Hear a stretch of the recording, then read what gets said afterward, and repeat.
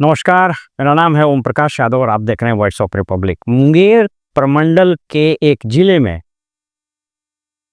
एक कलेक्टर साहिबा का अजीबोगरीब रिश्वत लेने का तरीका सामने में आया। हालांकि उनका स्थानांतरण हो गया, वो अपने हस्बैंड के मार्फत से पैसा वसूली का काम वहाँ करवाते थे। हालांकि हमको पहले भी इसकी सूचना मिल रही थी कि वो डीएम साहिबा के हस्बैंड जो है वहाँ पर वसूली का काम कर रहे हैं धड़ल्ले से, और उनके साथ ऑफिस का एक आध पीए और क्लर्क टाइप आदमी लग गया है जो दलाली करवाता है। इसकी पुष्टि बड़ा दिलचस्प तरीके से हुआ ये कि हमारे यहाँ एक राजमिस्त्री काम करता है, तो उसी जिले का रहने वाला, मैं जिले का नाम नहीं बता रहा हूँ, मुंगेर भागलपुर प्रमंडल का एक जिला था, तो वही का वो रहने वाला है। तो हमारे पास आया, कहा कि सर हम तो बड़ा बुरा फंस गए। हम कि क्या हुआ? तो बोला कि मेरे जमीन से संबंधित एक मुकदमा उनके कोर्ट में लंबित था। तो हम बोले हमको बताया क्यों नहीं, क्या मामला था, तो हम देखते उसको, अगर सही बात रहती तो हम कहते। बोला नहीं सर, हमको वहाँ का दलाल मिल गया, उसने कहा कि सो मैडम के हस्बैंड डायरेक्ट काम करा देते हैं, तो आप उनसे करा लीजिए।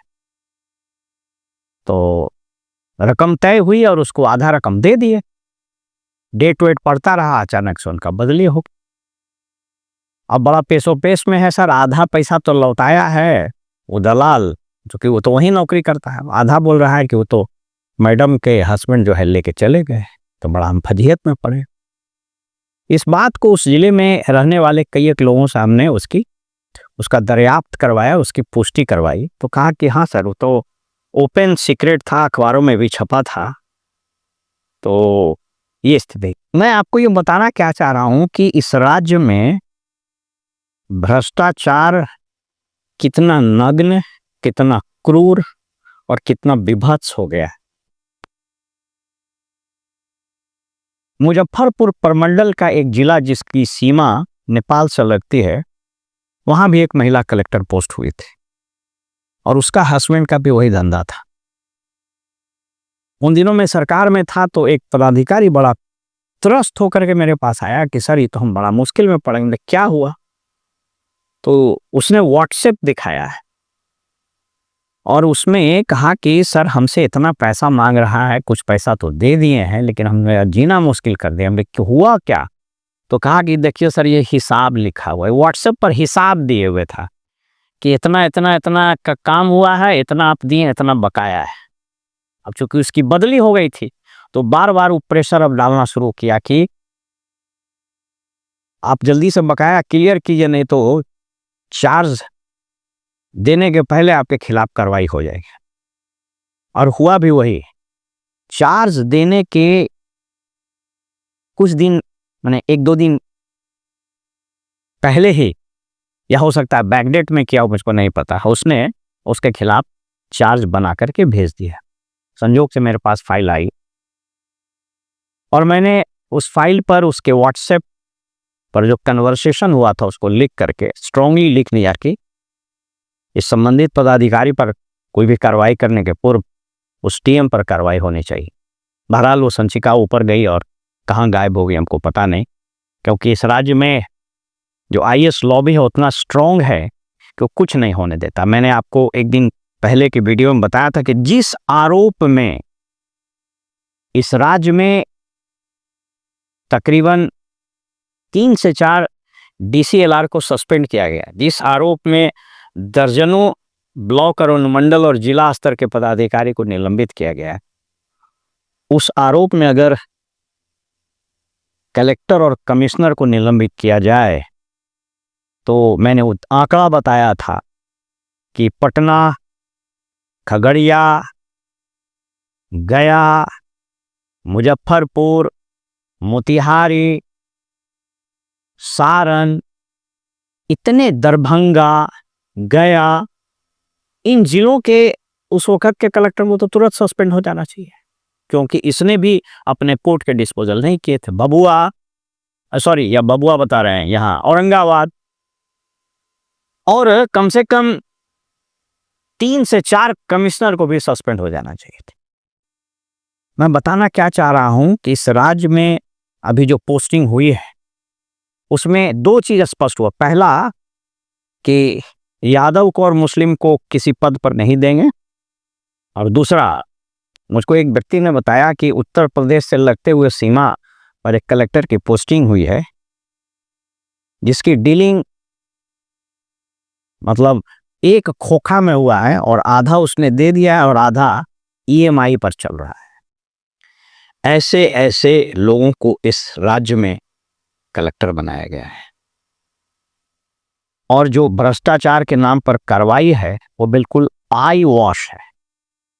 राजस्व कर्मचारी, पंचायत सेवक, एएसआई, सिपाही, मैं ही नहीं कह रहा हूं कि वो अगर करप्शन करा तो उसको छोड़ दीजिए, पकड़िए, लेकिन आज तक आपने सुना कि किसी डायरेक्ट आईएएस को, किसी डायरेक्ट आईपीएस को, किसी मिनिस्टर को, किसी मिनिस्टर के पीए को विधानसभा में जो समितियां जाती है जिलों में, वो क्या नंगा नाच करती है सबको पता है। कभी आपने सुना है कोई सब पर कार्रवाई?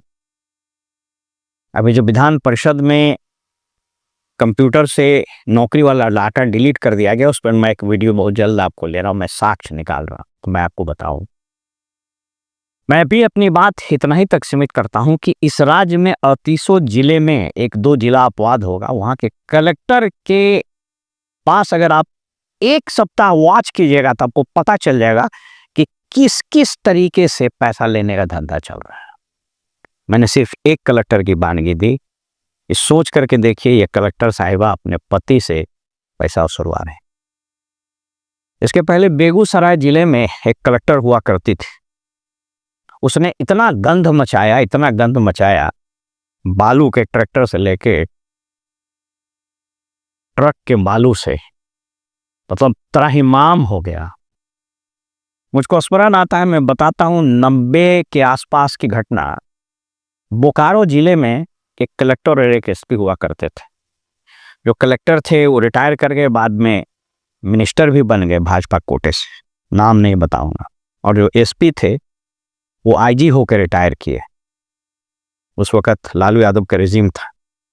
इस कलेक्टर और एसपी ने बोकारो स्टील प्लांट में जो नंगा नाच किया, माने इतनी स्टील की चोरी और माने समझिए कि दिन दहाड़े डकैती शुरू हो गई कि बोकारो स्टील लिमिटेड जो भारत सरकार का है वो भारत सरकार को लिखना पड़ा, और वहां से जब एसओएस मैसेज आया तब इन लोग को हटाया गया।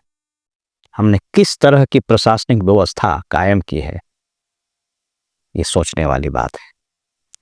मैं इस व्यापक प्रश्न को बार बार इसलिए उठा रहा हूं कि सत्ता परिवर्तन कोई विकल्प नहीं है, विकल्प व्यवस्था के परिवर्तन का है। मैंने कई बार अपने वीडियो में ये बात उठाई है कि चिंता का विषय ये नहीं है कि हाँ कोलैप्स ऑफ गवर्नेंस हो गया है, चिंता का विषय ये है कि जो आएगा इस सरकार, इस चुनाव के बाद, क्या उसमें इतनी राजनीतिक क्षमता होगी, क्या उसमें इतनी प्रशासनिक समझ होगी कि ये पूरा बेपटरी हो गया प्रशासनिक तंत्र, चीफ सेक्रेटरी से लेकर के पंचायत सेक्रेटरी तक, और बोर्ड ऑफ रेवेन्यू से लेकर के और हल्का कर्मचारी तक, ये जो बेपटरी हो चुका है पूरा प्रशासनिक तंत्र, क्या उस मुख्यमंत्री में इतनी क्षमता, इतनी राजनीतिक सूझबूझ और इतना हाईएस्ट सेंस ऑफ कमिटमेंट होगा? अगर हुआ तब तो बहुत अच्छी बात है, लेकिन अगर नहीं हुआ तो इस राज्य की जनता अभी भी और आगे भी इस तरह की स्थिति में जीने को अभिशप्त है। फिलहाल में इजाजत दीजिए और आप देखते रहिए वॉइस ऑफ रिपब्लिक। नमस्कार।